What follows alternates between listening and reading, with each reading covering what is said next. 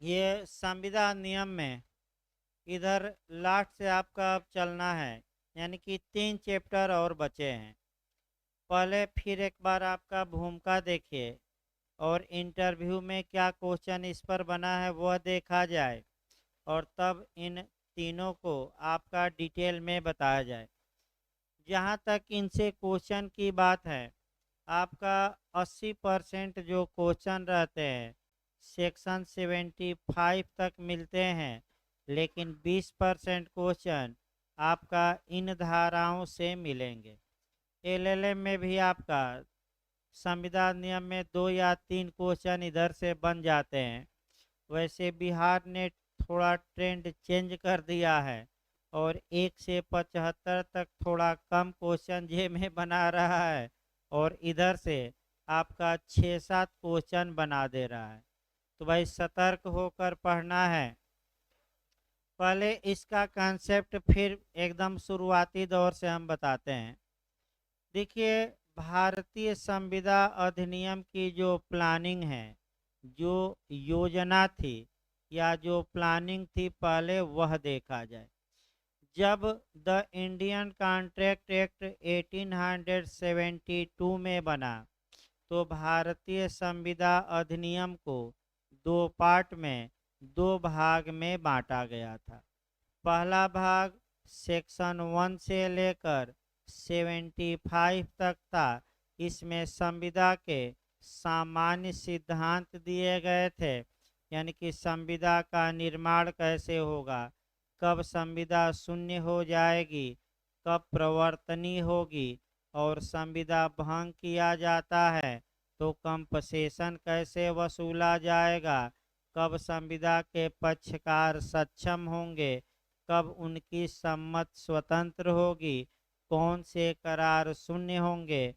यानी कि संविदा से संविदा का जो प्रिंसिपल था, कॉन्ट्रैक्ट का सिद्धांत आपका तो 1 से लेकर कहाँ तक दिया गया है, 75 तक। इसके बाद मूल रूप से संविदा अधिनियम में 5 प्रकार की विशिष्ट संविदाएं या स्पेसिफिक कॉन्ट्रैक्ट दिए गए थे। अब 5 प्रकार की जो संविदाएं दी गई थी, उन पांचों को याद रखिए। तो पहला क्वेश्चन आपका यही बना कि मूल संविदा अधिनियम में कितने प्रकार की स्पेसिफिक या विशिष्ट संविदाएं दी गई थी। तो आपका जवाब रहेगा 5 प्रकार की विशिष्ट संविदाएं दी गई थी। तो वह कौन कौन सी संविदाएं थी और किस अध्याय में थी। अध्याय वाइज एकदम रटा होना चाहिए, पूछा गया जे में। अध्याय 7 में माल विक्रय की संविदा थी, सेल ऑफ गुड्स की संविदा थी अध्याय 7 में। और सेक्शन था 76 से लेकर 123, यानी कि 76 से लेकर 123 तक। अध्याय भी पूछा है आपका, सेक्शन भी। तो कौन सा अध्याय मारेंगे, 7। कहाँ से कहाँ तक था पहले, 76 से लेकर कहाँ तक, 123 तक था, और इसे रिपील कर दिया गया। तो अगला क्वेश्चन ये में आपका बना है कि आपका अध्याय 7 को कब निरसित, वहीं लिख लीजिए कहीं, अध्याय 7 को कब निरसित या रिपील किया गया। तो 1930 में किया गया, 1930 में। और किस रिपील यहाँ से किया गया तो उसका क्या हुआ, तो एक नया कानून बन गया, माल विक्रय अधिनियम 1930। आपका बिहार जे में है लेकिन यूपी जे में नहीं है। यानी कि जो माल विक्रय अधिनियम आपका अलग से पढ़ा जाएगा, वह बिहार जे के सिलेबस में 4 से 5 क्वेश्चन प्री में आते हैं, लेकिन यूपी जे में नहीं है। इसके बाद अध्याय जो 8 है वह वर्तमान में बना है, क्षतिपूर्ति और प्रत्याभूत की संविदा है। ये अध्याय 8 में है। धारा 123 से लेकर 124 से लेकर 147, यानी कि 124 से लेकर 147 तक ये चैप्टर 8 है। और इसमें कौन सी संविदा हमें पढ़नी है?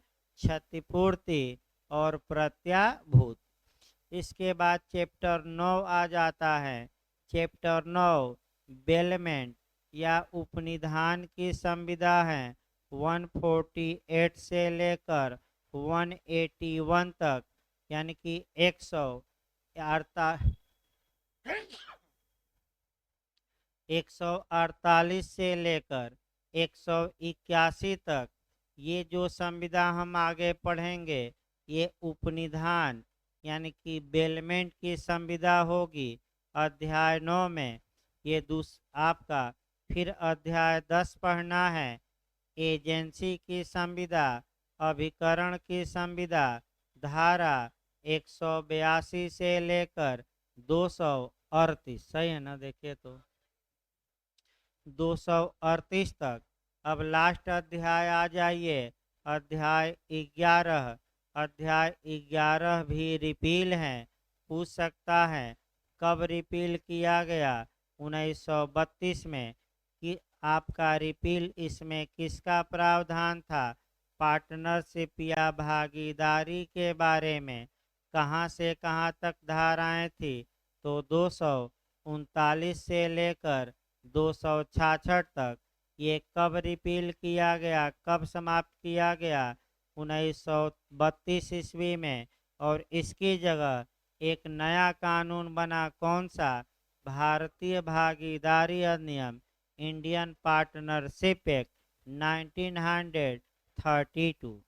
अब अगला क्वेश्चन, मूल संविदा अधिनियम में कितने प्रकार की विशिष्ट संविदाएं या स्पेसिफिक कॉन्ट्रैक्ट दिए गए थे? 5 दिए गए थे। वर्तमान में कितने प्रकार की विशिष्ट संविदाएं हैं? तो क्या मारेंगे? 3।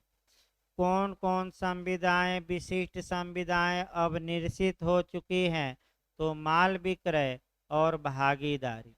अध्याय वाइज में पूछा है कि कौन कौन सा अध्याय निरसित है कॉन्ट्रैक्ट का, तो बताइए तो कौन कौन अध्याय निरसित बताए गए?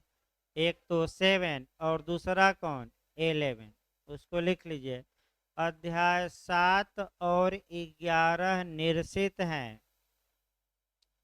पूछा जा चुका है भाई 7 कब निरसित हुआ? 1930 में।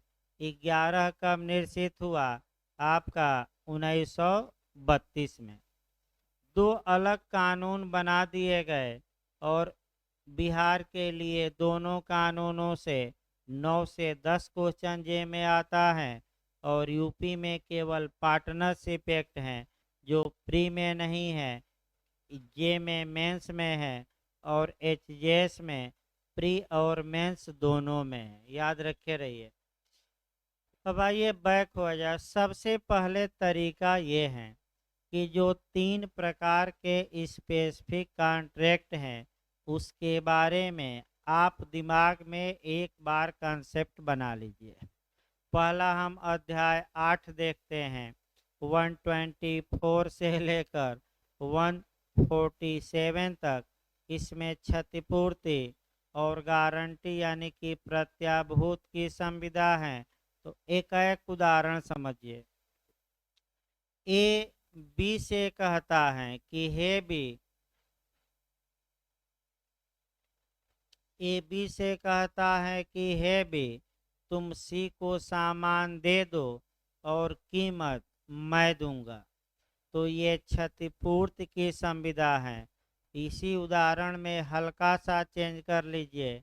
ए बी से कहता है कि हे बी तुम सी को 100 रुपये का सामान उधार दे दो। अगर सी 100 रुपया देने में डिफॉल्ट कर दे, चूक कर दे, तुम्हें न दे, तो मैं वह 100 रुपया तुम्हें क्या करूँगा? दूंगा। तो पहले उदाहरण में स्वयं दायी था कि मैं ही दूंगा। और दूसरे उदाहरण में प्राथमिक जिम्मेदारी स्वयं नहीं लिया है, जो उधार लिया है अगर वह पैसा नहीं देता तब मैं क्या करूँगा, दूंगा। तो पहला उदाहरण क्षतिपूर्ति का हो गया और दूसरा किसका, गारंटी का। अब फिर एक उदाहरण देखिए। ए बी से कहता है कि हे बी, आप सी को 1 लाख रुपया उधार दे दीजिए, मैं गारंटी लेता हूँ कि अगर सी आप बी अगर आपका पैसा वापस। फिर एक बार देखिए, उदाहरण बना लिया जाए भाई, उदाहरण बनाकर चला जाए समझाने के लिए। ए बी से कहता है कि हे बी, तुम सी को 1 लाख रुपया कर्जा दे दो, अगर सी तुम्हारा पैसा नहीं लौटाता तो मैं जिम्मेदारी लेता हूँ कि मैं तुम्हारा पैसा क्या करूँगा, लौटाऊंगा। तो बताइए गारंटर इसमें कौन हो गया, ए। तो गारंटर की जिम्मेदारी कब उत्पन्न होती है, पहले की बाद में। तो कब उत्पन्न होगी, जब सी पैसा दे दे कि देने से इनकार करे। तो पहली जिम्मेदारी गारंटी में किसकी है, सी की, और सी विफल हो जाता है, इनकार कर देता है, तब किसकी, ए की। तो क्षतिपूर्ति में पहली जिम्मेदारी ए की ही थी कि मैं पैसा दूंगा, तुम सामान दे दो। लेकिन गारंटी में पहली जिम्मेदारी ए की नहीं है, प्राथमिक लाइबिलिटी न होकर कौन होती है, सेकेंडरी। तो ये आपको बताया जाएगा। इसके बाद इसमें केस आता है जो बिहार और एलएलएम में पूछा जाता है। एडम्स बनाम जारविस का केस किससे संबंधित है, तो क्षतिपूर्ति की संविदा। अब तक के इतिहास में जो केस बिहार 3-4 बार रिपीट किया है, यूपी, एडम्स बनाम जारविस का केस है और ये 124 पर है, क्षतिपूर्ति की संविदा। अभी हम बताएंगे, अभी थोड़ा धैर्य रखिए, पहले तीनों एक एक लाइन तो हो जाए। अब जो दूसरी संविदा है वह बेलमेंट की है, उपनिधान, बहुत आसान है। और एक हम बताएंगे गिरवी रूपी उपनिधान, प्लीज जिसे कहा जाता है। उपनिधान क्या है, तो सबसे अच्छा उदाहरण आपका, मान लीजिए एक लड़का है, उसका सेंटर लखनऊ पड़ा है, बाइक लेकर रेलवे स्टेशन पर गया, स्टैंड में अपनी बाइक खड़ा कर दिया, 10-20 रुपये की रसीद ले लिया और कहा कि जब हम परीक्षा देकर आएंगे तो अपना बाइक लेकर क्या करेंगे, जाएंगे। तो ये शुद्ध रूप से जो स्टैंड वाले और बाइक वाले में संविदा हुई, यह कौन सी संविदा है, उपनिधान की। तो उपनिधान की संविदा क्या हुई, एक व्यक्ति कोई वस्तु दूसरे को देता है संविदा के तहत और किसी उद्देश्य के लिए, और ये करार रहता है कि जब उद्देश्य पूरा हो जाएगा तो वह वस्तु हमें क्या करना, लौटा देना। यानी कि जब मैं परीक्षा देकर आऊँगा तो बाइक हमें क्या करना, दे देना। तो ये संविदा कैसी संविदा कहलाएगी, उपनिधान की, बेलमेंट की। अब इसी में एक लाइन आगे बढ़िए। अब बेलमेंट में जो चीज होती हैं या तो हूबहू वही चीज लौटाई जाती हैं या उसमें सुधार करके। एक सुधार, मान लीजिए एक का फ्रिज था, फ्रिज खराब हो गया, वह दुकान पर दिया, दुकानदार ने उसमें से 2 औजार बदले और फ्रिज को वापस कर दिया और बनवाई ले लिया। ये शुद्ध रूप से जो संविदा होगी ये किसकी होगी, बेलमेंट की, उपनिधान की। तो अब बैंक में नोट जमा करना पूछा जाता है। अब आप लोग बताइए, जो नोट आप बैंक में जमा करते हैं क्या वही नोट बैंक वापस करने के लिए बाउंड हैं, नहीं है। तो बैंक और ग्राहक के बीच की संविदा को उपनिधान की संविदा मानेंगे कि नहीं मानेंगे? नहीं मानेंगे। क्यों? क्योंकि उपनिधान में क्या किया जाता है, वही वस्तु क्या की जाती है। अब गाय के साथ बछड़ा आ जाइए, तो भाई अन्यथा न लीजिएगा गाय के साथ बछड़ा क्योंकि कई लोग, जैसे कि कोई मान लीजिए कि विधवा है, उसके 2 बच्चे हैं और किसी विधुर ने या जो विधुर नहीं है किसी पुरुष ने विवाह किया, तो पत्नी के साथ 2 क्या आ गए, बच्चे भी पूर्व पति के। तो अब अन्यथा न लीजिए कि सर किसी को व्यक्तिगत रूप से टारगेट कर रहे हैं, क्योंकि भाई दिक्कत ये है कि आपका उदाहरण इसीलिए कम किया गया है। लोगों को ये लग रहा है कि सर हमको व्यक्तिगत रूप से अटैक कर रहे हैं, जबकि ऐसी कोई बात नहीं है भाई। आपका व्यक्तिगत अटैक किसी पर नहीं किया जा रहा है, अब लग जाए तो उसके लिए हम क्या करें। यानी कि बात गोली से बोली ज़्यादा लगती है, और एक बार बोली लग जाती है तो लोग कोचिंग आते नहीं। धीरे धीरे लोग क्या करते हैं, जिनको बोली लग जाती है, इतिहास गवाह है। और आपका कह सकते हैं कि बोली कभी का लग जाती है, तो बोली आपके लिए नहीं सार्वजनिक बोली जा रही है, उदाहरण को उदाहरण के रूप में लीजिए। अब ये नहीं कि उसी को अपने पर सेट कर लीजिए, तो सेट कर लेंगे तो हर एक बात ही सेट हो जाएगी। और ये भी समस्या है कि कुछ लोगों पर हर एक, जितना हम कांटेक्ट में उदाहरण बताए, अगर कुछ लोग सेट करने लगे तो उन पर एक एक वाक्य सेट हो जाएगा। तो ये थोड़े हैं कि आप अपने ऊपर सेट करके और ये सब करिए। फिर आगे बढ़ा जाए बेलमेंट में, तो बैंक वाला उदाहरण याद रखिए।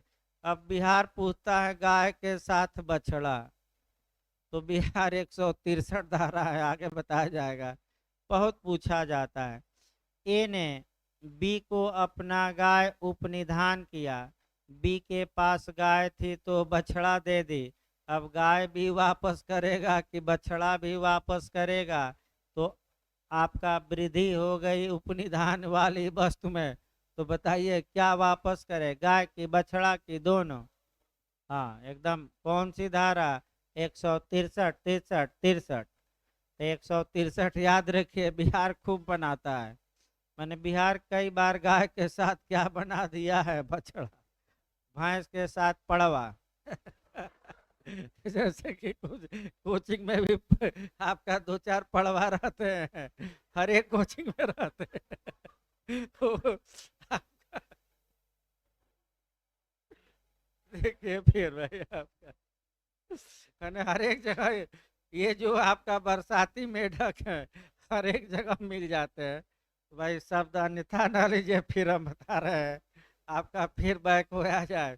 अब गाय के साथ बछड़ा याद रखिए, भैंस के साथ आपका पड़िया पड़वा भी कह सकते हैं। वापस करना होगा कि नहीं? करना ही होगा आपका करना ही होगा, यानी कि बाध्यकारी है। आगे देखिए भाई,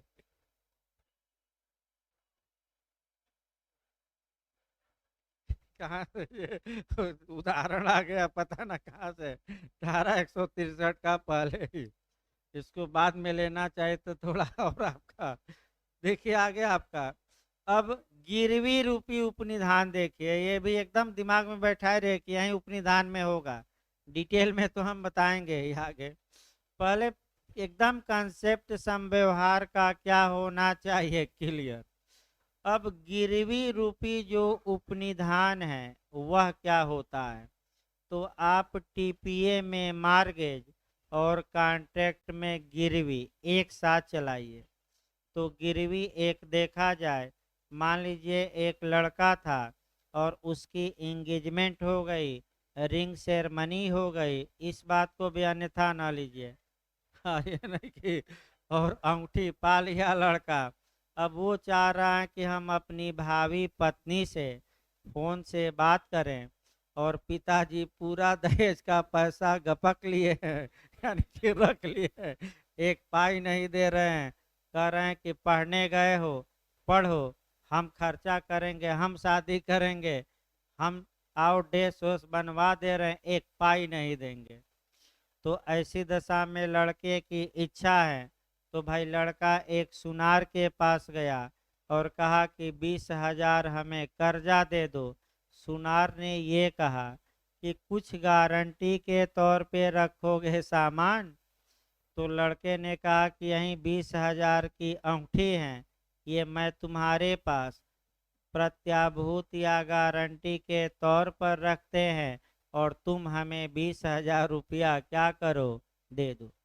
तो अगर किसी चल संपत्ति को आपका प्रत्याभूत या गारंटी के रूप में रखा गया और दूसरे पक्षकार से क्या लिया गया, कुछ पैसा, एक लाइन में, तो इस संविदा को ही हम गिरवी या प्लीज की संविदा कहते हैं। और यही जो गारंटी के तौर पर अंगूठी रखी गई, चल संपत्ति है तो गिरवी, और यहीं अगर अचल रख दिया जाता तो अब गिरवी नहीं, ये क्या कहलाता, बंधक। तो गिरवी किस संपत्ति की होगी, चल, और बंधक केवल किस संपत्ति का, अचल। तो उदाहरण आ गया ना समझ में भाई आपका, कहिए तो फिर से एक बार बताया जाए, क्योंकि फिर हम बता दें, चल संपत्ति के प्रति ऐसा संव्यवहार तो गिरवी, और यही संव्यवहार किसके प्रति, गारंटी के तौर पर कौन रखी जाती, अचल संपत्ति, तो हम इसको क्या कहते, बंधक। बंधक रहता तो टीपीए और गिरवी है तो कॉन्ट्रैक्ट। अब आगे बताया जाएगा, पैसा वापस लड़का नहीं देता तो क्या होगा, तो अलग बात है। अगला देखिए आपका, अगला एजेंसी। एजेंसी या हिंदी में अभिकरण का सिद्धांत। मालिक और अभिकर्ता के बीच के रिलेशन को हम एजेंसी कहते हैं, अभिकरण कहते हैं। मालिक अपने अभिकर्ता को अपॉइंट करता है। यदि अभिकर्ता अपने कारोबार के अनुक्रम में in the course of business कोई कार्य करता है तो उस कार्य के लिए मालिक क्या होंगे, जिम्मेदार। याद रखिए, यानी कि अभिकर्ता के कार्य के लिए कौन उत्तरदायी होंगे, मालिक। मालिक और अभिकर्ता का दायित्व बिहार में खूब पूछा जाता है, संयुक्त होगा कि पृथक होगा कि दोनों, दोनों। और आपका मालिक आपका स्वचित और वयस्क होना चाहिए, लेकिन अभिकर्ता के लिए स्वचित और वयस्क होना आवश्यक नहीं। तो क्या माइनर पूछा जाता है, धारा 11 से संविधान नियम का कोरिलेट कर लीजिएगा। अवयस्क मालिक हो सकता है, अभिकर्ता हो सकता है, दोनों हो सकता है, इनमें से कोई नहीं। तो अवयस्क मालिक नहीं हो सकता, लेकिन क्या हो सकता है, अभिकर्ता। क्यों, क्योंकि अभिकर्ता अपने लिए काम ही नहीं करता, वो किसके लिए करता है, और थर्ड पर्सन को किससे जोड़ देता है संविदा में, मालिक से। अपने हट गया और किसको जोड़ दिया, तो अवयस्क मालिक नहीं हो सकता, लेकिन क्या हो सकता है, अभिकर्ता। अब आइए आपका शुरू किया जाए क्षतिपूर्ति की संविदा। क्षतिपूर्ति की संविदा 124 में परिभाषित है और 125 में क्षतिपूर्ति दाता का आपका दायित्व दिया गया है। तो पहला तो क्षतिपूर्ति की संविदा किस धारा में परिभाषित है, आपका 124 में, और क्षतिपूर्ति दाता का दायित्व कब कहाँ दिया गया है, 125। केवल दो ही धारा हैं। अब दो तीन उदाहरण देखिए। ए बी से कहता है कि हे बी, आप अपने फैक्ट्री में सी को रख लीजिए। अगर सी ने गलत आचरण दर्शाया या कोई भी गलत काम किया या कोई घोटाला कर दिया तो जितना घोटाला करेगा मैं उसकी क्या करूँगा, भरपाई। यानी कि मैं आपकी जो क्षति होगी उसकी क्या करूँगा, भरपाई। तो ये संविदा कौन सी संविदा हुई, क्षतिपूर्ति की। तो बताइए क्षतिपूर्ति की संविदा में कितने पक्षकार हुए, दो। संविदा केवल एक हुई। जो वचन देता है कि हम भरपाई करेंगे उसे क्षतिपूर्तिदाता, और जिसको वचन दिया गया है उसे क्षतिपूर्तिधारी। अब उदाहरण 3-4 पहले देखिए। ए बी से कहता है कि हे बी, तुम सी को अपने यहाँ नौकरी पर रख लो। अगर सी का आचरण गलत निकला तो हम इसकी भरपाई करेंगे।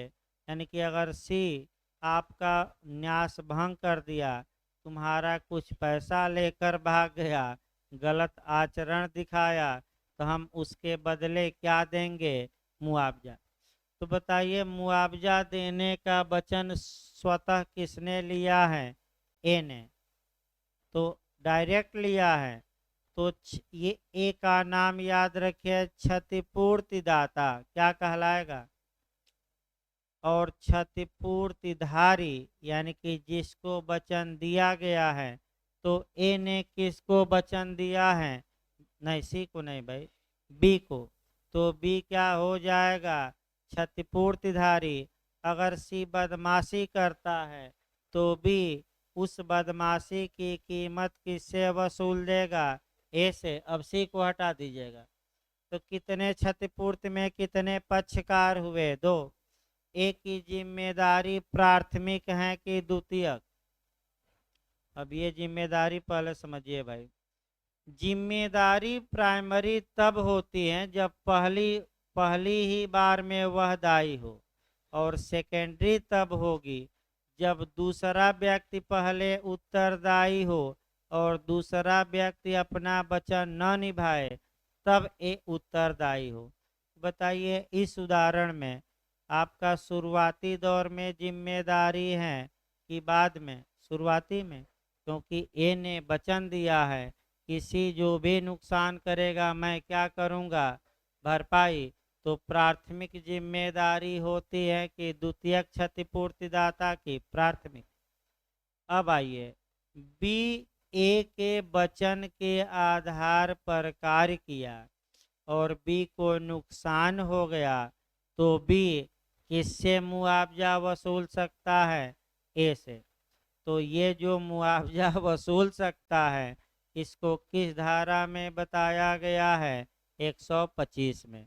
तो फिर एक बार धारा पहले याद करिए, अभी बताएंगे हम बेरेक। क्षतिपूर्ति की संविदा कहाँ परिभाषित है? 124। और क्षतिपूर्तिधारी के अधिकार कहाँ दिए गए हैं? 125। अब केस पहले बता दिया जाए तब बेरेक शुरू किया जाए। एडम्स बनाम जारविस का केस है, रट कर जाइएगा। 3 बार बिहार रिपीट किया है। एडम्स बनाम जारविस का केस, ये गाय वाला केस कहा जाता है। यानी कि अब गाय बैल भैंस अब पड़वा पढ़िया पीछा नहीं छोड़ेंगे, हमेशा क्या करेंगे? चलते ही रहेंगे, उपनिधान में भी और क्षतिपूर्ति में भी। तो ये गाय वाला भाई केस है, याद रखिए। देखिए आपका क्या हुआ, ध्यान से देखिए। आपका एक ध्यान से देखिए, इस उदाहरण में क्या हुआ। ए एक व्यक्ति था और बी से कहा कि हे बी, इन गायों को तुम क्या कर दो? नीलाम कर दो। यानी कि ए के निर्देश के अनुसार बी ने गायों की नीलामी की और गायों को सी को बेच दिया नीलाम करके। और जो पैसा बी ने वसूला वह पैसा आपका किसने ले लिया? ए ने। मान लीजिए ए के निर्देश पर बेची गई। बाद में पता लगता है कि यह तो ए की गाय थी ही नहीं, ये गायें किसकी थी? डी की। और डी क्या काम किया? किसी से गाय क्या अपनी ले लिया कानून द्वारा वापस, और सी क्या काम किया कि बी से वह पूरा पैसा वसूल लिया कि तुम दूसरे की गाय बेच दिए थे। यानी कि किसकी बेच दिए थे? डी की। अतः पैसा दो। क्योंकि गाय तो हमारे पास से क्या हुई, चली गई। तो सी अपना पैसा किससे वसूल लिया, जो गायों की कीमत दिया था, बी से। अब बी गया ए के खिलाफ कोर्ट में मुकदमा किया और कहा कि हजूर, ए के निर्देश के आधार पर ही हमने गायों की नीलामी की है, अतः हमें नुकसान पहुंच गया, अतः ए से हमें इस नुकसान के लिए क्या दिलवाया जाए, मुकदमा। तो ए कह रहा था कि संविदा कहाँ हुई थी, तो न्यायालय ने कहा कि क्षतिपूर्ति की संविदा एक्सप्रेस भी हो सकती हैं और इम्प्लाइड भी। तो ये संविदा कैसी हुई, एक्सप्रेस मतलब बताइए, तो एक्सप्रेस मतलब कि क्या, लिख कर या मुख से बोलकर। तो मुख से बोलवाइए पहले। अगर ये निर्देश दिया रहता कि हे भी, मैंने लिखकर लिखित में कि हे भी तुम गायों को नीलाम करो, अगर इस नीलामी में तुम्हें कुछ नुकसान होता है तो मैं उसकी भरपाई करूंगा, तो ये संविदा क्षतिपूर्ति की होती और एक्सप्रेस या क्या कहलाती, अभिव्यक्त। दूसरा मुख से बोला जाता वो भी एक्सप्रेस है। अगर ए मुख से बोल देता कि हे भी तुम इन गायों को क्या करो, आपका बेचो, अगर बेच नुकसान पहुंचता है तो मैं तुम्हें क्या करूंगा, भरपाई, ये भी एक्सप्रेस माना जाएगा। और आचरण का मतलब ए ने कुछ बोला नहीं, गायों को किसको दे दिया, बी को, और बी गायों को क्या किया, बेच दिया। यानी कि कंडक्ट के आधार पर, इसका मतलब कि कंडक्ट ए का बताता था कि ये गायें किसकी हैं, ए की, लेकिन बाद में पता लगा कि दूसरे की हैं। तो बताइए क्या इस उदाहरण में भी ए से गा मने मुआवजा वसूल करने का हकदार होगा कि नहीं होगा, भले ही संविदा एक्सप्रेस न हो। याद रखिए, ठहरा गया। कौन सा केस है ये, एडम्स बनाम जारविस। अब आइए आपका बेयर एक्ट की भाषा देखिए भाई, क्षतिपूर्ति की संविदा में 124 में क्षतिपूर्ति की संविदा की परिभाषा, वह संविदा जिसके द्वारा एक पक्षकार दूसरे पक्षकार को स्वयं वचनदाता के आचरण से या किसी अन्य व्यक्ति के आचरण से, यानी कि पहले दो पक्षकार बना लिया जाए, आपका ए और बी, ध्यान से समझिएगा। आपका फिर बेयर एक्ट को तोड़िए, वह संविदा जिसके द्वारा एक पक्षकार दूसरे पक्षकार को, यानी कि दो हमने पार्टी बना लिया, कौन कौन, ए तथा बी, तो ए बी को वचन देता है, क्या वचन देता है भाई, वादा करता है कि हे बी, अगर स्वयं वचनदाता के आचरण से, यानी कि मेरे स्वयं के आचरण से, शब्द पकड़े रहिए, किससे, आचरण, या किसी अन्य के आचरण से, अगर तुम्हें कुछ नुकसान होता है तो उसकी हम क्या करेंगे, भरपाई। यही तो शब्द है।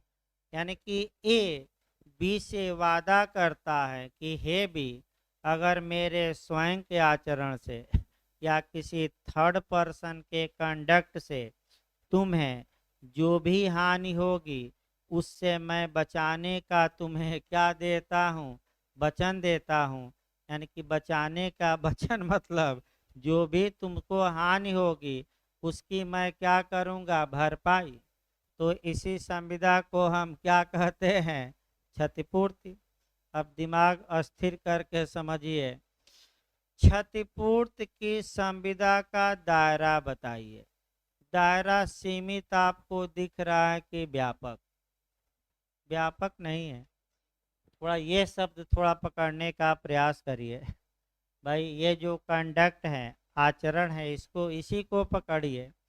क्षतिपूर्ति की संविदा का दायरा सीमित है, क्यों, क्योंकि स्वयं वचनदाता यानी कि ए या किसी अन्य व्यक्ति के आचरण के कारण अगर नुकसान पहुंचा तब तो वह क्षतिपूर्ति की संविदा होगी, और अन्य आधारों पर नुकसान पहुंचा तब क्षतिपूर्ति की संविदा नहीं होगी। तो आइए अन्य आधार 3-4 देखिए और आप बताइएगा। ए बी से कहता है कि हे बी, अगर तुम्हारा मकान जल जाएगा तो मैं 5,000 रुपया तुम्हें दूंगा। क्या भारत में ये क्षतिपूर्ति की संविदा मानी जाएगी कि नहीं? नहीं, क्योंकि ये दुर्घटना है या आग लगने से रिलेटेड है, मानव का आचरण नहीं है। दूसरा, ए बी से कहता है कि अगर तुम्हारा एक्सीडेंट हो जाए तो मैं तुम्हें 5 लाख रुपया दूंगा। तो बताइए, ये दुर्घटना है कि आचरण पर आधारित है पैसा देने की बात? दुर्घटना आचरण पर नहीं है, तो ये संविदाएं कहाँ जाएंगी? समाश्रित में। ए बी से कहता है कि हे बी, अगर तुम्हारा मकान न जले तो मैं तुम्हें 500 रुपया दूंगा। तो ये आचरण पर निर्भर नहीं है, ये घटना के घटित होने या न होने पर।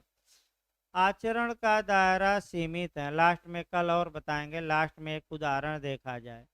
आचरण का मतलब ये हुआ कि मुख्य रूप से जो ये क्षतिपूर्ति की संविदा बताई गई हैं, ये सर्विस के मामलों में ज़्यादा अप्लाई होती है। और ए बी से कहता है कि हे बी, तुम सी को नौकरी पर रख लो। अगर सी का कंडक्ट क्या निकला, आचरण क्या निकला, बुरा, तो जो हानि तुम्हें होगी सी के आचरण से, उस हानि की हम क्या करेंगे? भरपाई। ये सबसे उत्तम उदाहरण किसका रहा? क्षतिपूर्ति का। और सेवा के मामलों में ज़्यादा ये संविदा क्या होती हैं? देखी जाती हैं। अब जीवन बीमा की संविदा भी इसमें नहीं है। जो दुर्घटना इत्यादि घटना पर घटित होगी वो समाश्रित में जाइएगा, और केवल आचरण पर जो आधारित हो नुकसान, वह कहाँ, वह किस में आएगा? क्षतिपूर्ति में। इंग्लैंड में दुर्घटनाएं भी इसमें शामिल हैं, लेकिन भारत में नहीं। भारत में केवल और केवल कौन सा माने आपका इसमें शामिल है? आचरण। तो कल इसको हम और बताएंगे भाई। आपका क्षतिपूर्ति की संविदा फिर एक बार समझाई जाएगी, फिर गारंटी की। और कल दोनों में पहले अंतर पूछा जाता है, 5-6 अंतर हम बता देंगे, तब प्रत्याभूत चलेगा, क्योंकि ज़्यादातर अंतर भी पूछा जाता है भाई। केस याद करके और